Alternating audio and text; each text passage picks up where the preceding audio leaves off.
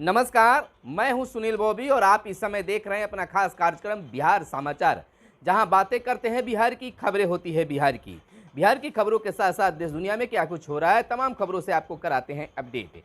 बिहार को लेकर एक बड़ी खबर निकलकर सामने आई है कि 4 साल से कागजों में सिमटा है अभियान बसेरा। आपको बता दें कि वर्ष 2013-14 के बाद से राज्य में नहीं हुआ है भूमिहीनों का सर्वे। मंत्री की घोषणा के बाद भी शुरू नहीं हो सका है यह योजना। आपको बता दें कि 36,542 भूमिहीन परिवार जमीन मिलने का वर्षों से कर रहे हैं बेंतया इंतजार। राज्य में भूमिहीनों को जमीन देने के लिए चलाया जा रहा अभियान बसेरा पिछले 3-4 वर्षों से ठंडा पड़ा है। राजस्व एवं भूमि सुधार विभाग ने 2013-14 में भूमिहीन परिवारों का सर्वे कराया था, जिसमें 1,29,226 परिवार चिन्हित किए गए थे। इसमें अब तक 93,300 परिवारों को जमीन उपलब्ध करा दी गई है। अब भी 36,542 परिवार भूमिहीन बचे हुए हैं और पुराने सर्वे के आधार पर ही इतने परिवारों को अब तक जमीन नहीं मिल पाई है। भूमिहीन परिवार का सर्वे कराए 10 साल का अंतराल हो गया है और इस दौरान भूमिहीन परिवारों की संख्या सूबे में भी बढ़ गई है। इधर भाजपा को हराने वाले को वीआईपी का समर्थन। वीआईपी 2 विधानसभा सीटों गोपालगंज और मोकामा में हो रहे उपचुनाव में अपना प्रत्याशी नहीं उतारेगी। इसकी घोषणा बीते दिन प्रवक्ता देव ज्योति ने कर दी है। और इधर जदयू की खुद पोल खुल गई। सम्राट चौधरी का यह बड़ा ऐलान बात आई है, बयान आया है। विधान परिषद के विरोधी दल के नेता सम्राट चौधरी ने आरोप लगाया है कि नीतीश सरकार खलनायक बनकर अति पिछड़ों के सामने आई है। उन्होंने कहा है कि जेडीयू पोल खोल की बात करती है तो उनकी पोल खुद ही खुल गई है। बिहार सरकार बताए अति पिछड़ों का सम्मान क्यों घटा है। और इधर सरकार निकाय चुनाव को लटका रही है। जायसवाल का आरोप लगाए हैं। प्रदेश भाजपा अध्यक्ष डॉक्टर संजय जायसवाल ने बीते दिन आरोप लगाया कि राज्य की महागठबंधन सरकार जानबूझकर नगर निकाय चुनाव लटका रही है। अति पिछड़ों के आरक्षण मामले में साजिश हो रही है। सुप्रीम कोर्ट के स्पष्ट निर्देश के बाद राज्य सरकार न तो उसे लागू कर रही है, न ही सुप्रीम कोर्ट में मामला दायर कर रही है और न ही आयोग बना रही है। उन्होंने सरकार के इसके लिए भाजपा की ओर से 30 दिनों का अल्टीमेटम भी दिया। पार्टी कार्यालय में प्रेस कॉन्फ्रेंस कर डॉक्टर जायसवाल ने आरोप लगाया है कि मुख्यमंत्री अति पिछड़ों के विकास विरोधी और लालू प्रसाद के दबाव में हैं। हम इसकी पोल खोलेंगे और इनके लिए बिहार के सभी जिलों में हमारे कार्यकर्ता 17 अक्टूबर को प्रखंड मुख्यालय पर धरना प्रदर्शन भी करेंगे।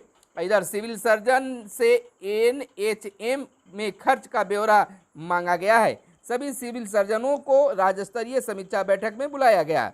मिशन 60 के क्रियान्वयन की भी समीक्षा होगी। इससे पूर्व अस्पतालों में 2 दिवसीय जांच शुरू हुई। 20 अक्टूबर को होगी समीक्षा बैठक।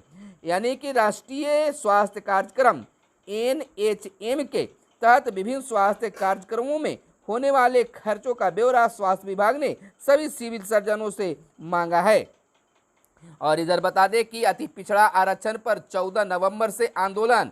मुकेश सहनी का यह बड़ा ऐलान आया है। वीआईपी अति पिछड़ा वर्ग के आरक्षण को लेकर सभी प्रखंडों में 14 नवंबर से आंदोलन की शुरुआत करने की बात पार्टी प्रमुख मुकेश सहनी ने की है और कहा है कि बिहार में आरक्षण की लड़ाई अब सड़कों पर लड़ी जाएगी। इधर भाजपा कठपुतली जिसे आरएसएस चलाता है, ललन सिंह ने बोले पोल खोल के अभियान। प्रदेश जदयू द्वारा सभी जिला मुख्यालयों पर आरक्षण विरोधी भाजपा का पोल खोल कार्यक्रम के तहत बीते दिन धरना भी दिया गया। पटना के गांधी मैदान स्थित बापू की मूर्ति के निकट धरना दिया गया। पार्टी राष्ट्रीय अध्यक्ष राजीव रंजन सिंह उर्फ ललन सिंह ने धरना स्थल पर आयोजित सभा में कहा कि भाजपा का चेहरा दिखाने वाला और कुछ और है, असल में दूसरा कुछ और है।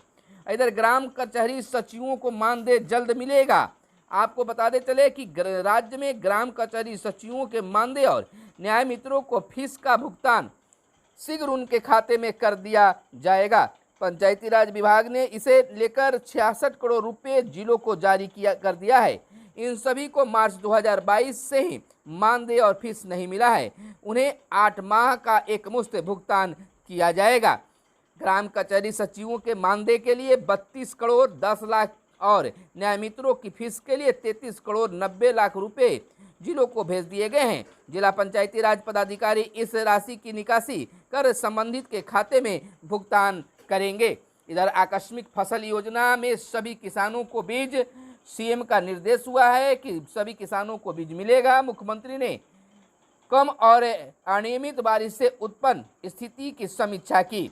किसानों को राहत देने के लिए अधिकारियों को दिए कई अहम निर्देश। आपको बताते चले कि नीतीश कैबिनेट में बीते दिन 21 एजेंडों पर मुहर लगाई गई, जिसमें कई किसानों को लेकर और कई मुद्दे कर्मचारियों को लेकर और पंचायती राज विभाग को लेकर भी कई मुद्दे सामने आए हैं। यानी कि लाभ देने की बात हुई है, जहां डीए में भी बढ़ोतरी किया गया है, वहीं सरकारी स्कूलों की भी बात सामने आई है। आपको बता दें कि सरकारी स्कूलों में अफसरों की टीम स्थल निरीक्षण करेगी। बिहार शिक्षा परियोजना ने 2 दर्जन से अधिक अफसरों की टीम बनाई है। सूबे में सभी स्कूलों में योजनाओं की जानकारी अब लेंगे अधिकारी। बताते चले कि राज्य सरकारी स्कूल में अफसरों की राज्य स्तरीय टीम स्थल निरीक्षण करेंगे। अफसर स्कूलों में संचालित लाभुकों के योजनाओं और सरकारी योजनाओं की वस्तु स्थिति भी देखेंगे। मौजूदा शैक्षणिक सत्र के लिए स्वीकृत गतिविधियों का भी हाल जानेंगे। अफसरों की यह टीम जिलों को विभिन्न शैक्षिक गतिविधियों व निर्माण कार्यों के लिए मिली राशि का समायोजन की स्थिति को भी समीक्षा करेगी।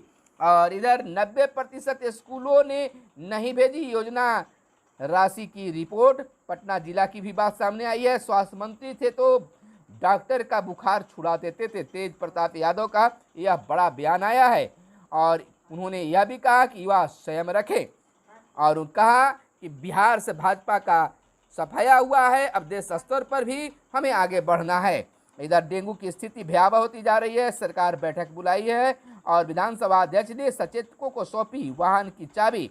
प्रदेश का अति पिछड़ा प्रकोष्ठ भंग किया गया और उच्च माध्यमिक स्तरीय भाषा का रिजल्ट जारी हुआ है। इधर बिहार के लिए एक बड़ी खबर है, यानी कि कैबिनेट में 21 योजनाओं पर मुहर लगाई गई है। 11 जिलों के 7,841 गांव सूखाग्रस्त घोषित किया गया है।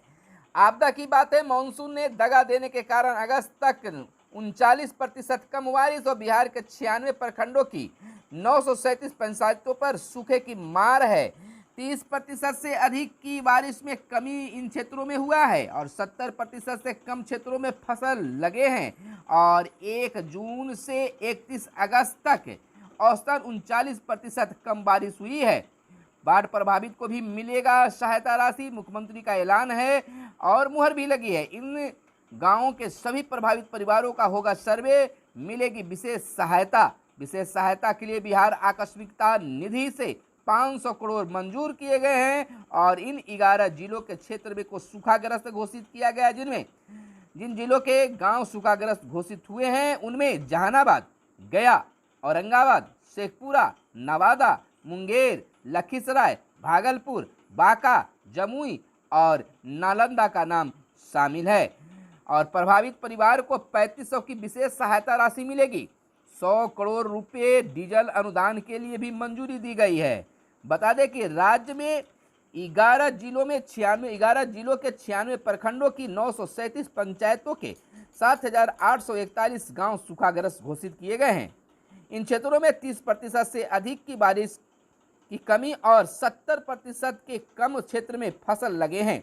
राज्य सरकार ने क्षेत्रवार आकलन कर यह निर्णय लिया है। आपदा प्रबंधन विभाग के इस प्रस्ताव पर मुख्यमंत्री नीतीश कुमार की अध्यक्षता में बीते दिन हुई राज्य कैबिनेट की बैठक में मंजूरी भी दे दी गई है। यह बड़ी खबर इधर आपको बताते चले कि कर्मचारियों के लिए भी बड़ी खबर निकलकर सामने आई है। जुलाई से राज्य कर्मियों का महंगाई भत्ता 4% बढ़ा दिए गए हैं। आपको बता दें कि 4 लाख कार्यरत कर्मियों और 3 लाख पेंशनधारियों को भी लाभ मिलेगा। इसमें नियोजित शिक्षकों को भी 4% का महंगाई भत्ता बढ़ा दिया गया है। आपको बताते चले कि केंद्र सरकार के तर्ज पर राज्य सरकार ने भी महंगाई भत्ते में 4% का इजाफा किया है। राज्य सरकार के सरकारी सेवकों और पेंशनधारियों का महंगाई भत्ता 4% बढ़ा दिया गया है। राज्य कैबिनेट ने इस 4% की वृद्धि की मंजूरी भी दे दी है। इसे बढ़े हुए भत्ते का लाभ 1 जुलाई 2022 के प्रभाव से मिलेगा। चलिए, खबरों में आज बस इतना ही। वीडियो पसंद आए तो लाइक जरूर कीजिएगा। धन्यवाद। जय हिंद, जय भारत, वंदे मातरम। धन्यवाद।